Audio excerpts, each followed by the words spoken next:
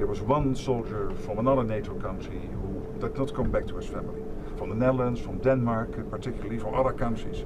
So you can be assured, absolutely, if ever the US will be under attack, your allies will be with you. Absolutely, there's an absolute guarantee. I really want to tell you. Is it reassuring to hear the NATO Secretary General say NATO will defend the United States if it comes under attack? Well, I hope that that's true. I mean, he's a good man. He's never lied to me before. You know, we've had a good relationship, and he made that statement. That's nice. Since coming in January, Trump 47, basically getting the Europeans and Canada to really step up, and that led to the enormous success we had in The Hague with the 5%, which is crucial to defend ourselves and to also equalize with what the US is paying. This was a problem already there since Eisenhower. Thank the media for being here. We've taken long trips, and this was a long one. But it's been working very well. We're having tremendous meetings with heads of state, with people of very big consequence having to do with war and peace, which is why we're here. And I just want to thank the Secretary General for being with us. We have a few things to discuss. It was a meeting I actually look very forward to. He's doing a fantastic job. We've been friends. We lifted GDP from 2% to 5% together. That was done jointly, and it worked out really very well, and we appreciate it, Mark. So we'll be talking about various things. We'll be talking about Greenland. I imagine it may come up in our discussion.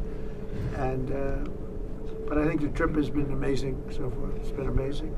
As you know, we're staying, and tomorrow we're doing something else having to do with the Board of Peace. We're getting tremendous acceptance of that. It's going to be great. So we'll see how that all works out, but we're doing that tomorrow. So thank you very much, media. Thank you very much. And Mark, would you like to say just briefly, what I just wanted to say again, as I did this morning when I was in a panel, I want to thank you again for what you did since coming in January, Trump 47.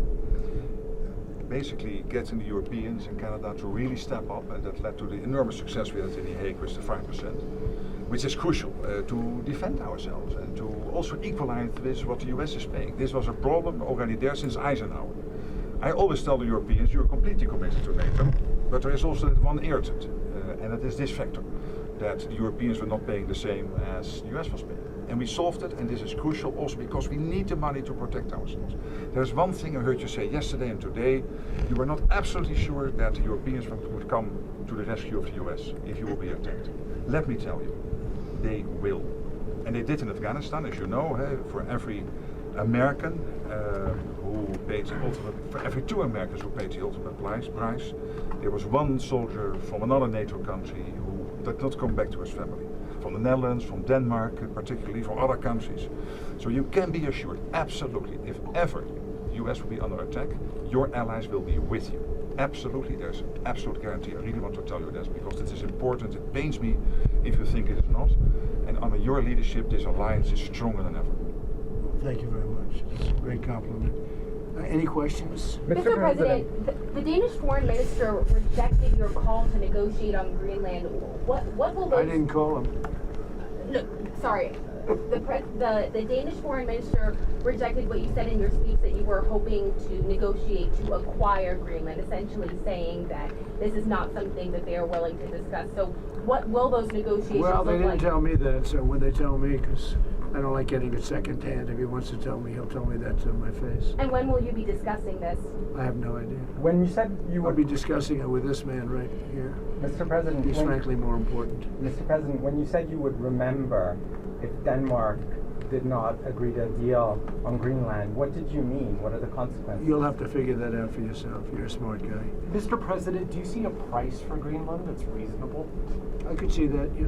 Like, how would you calculate that? I could see that, but there's a bigger price, and that's the price of safety and security and national security and international security having to do with many of your countries. Mm-hmm. That's really the price, and that's the big price. And as you know, we're doing the Golden Dome. It's going to be very expensive. And it's better if we have Greenland than it is without. It's going to be safer, it's going to be stronger, it's going to be better for Europe, and it's going to be better for us. And so we'll see what happens. Any other question? Is it reassuring to hear the NATO Secretary General say NATO will defend the United States if it comes under attack? Well, I hope that that's true. I mean, he's a good man. He's never lied to me before. You know, we've had a good relationship, and he made that statement. That's nice. I mean, I just, you know, when I see what's happening with Greenland, I wonder, because I want Greenland for security. I don't want it for anything else. We have so much rare earth. We don't know what to do with it. We don't need it for anything else.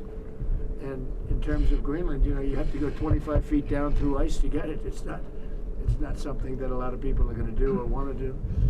No, this is security we're talking about. And I can say one thing about Mark. He wants security, and he wants security for all of us. I think we're a member of NATO. He wants security for NATO and beyond. So when he says that, Steve, I think it's, you know, it's very nice. Subscribe to One India and never miss an update.